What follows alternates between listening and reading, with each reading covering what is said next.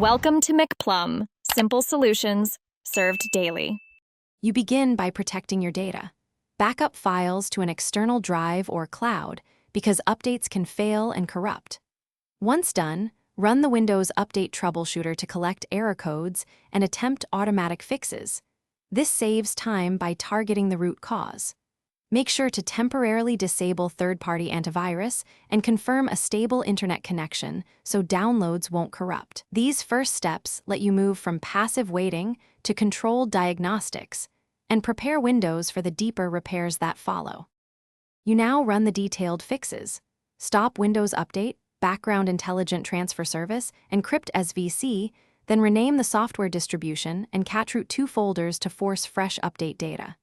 Next, run DISM with Restore Health to repair the image, followed by SFC/Scano to fix corrupted system files. This combination repairs the how and why of failed updates. If updates still fail, download specific MSU or CAB files from the Microsoft Update Catalog and install them manually.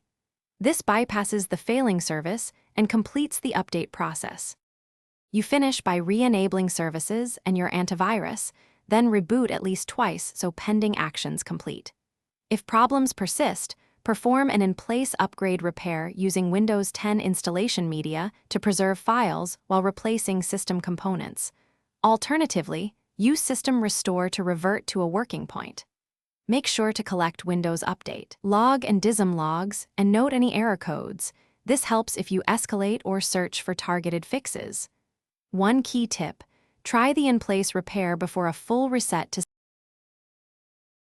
Thanks for watching. Stay juicy and subscribe.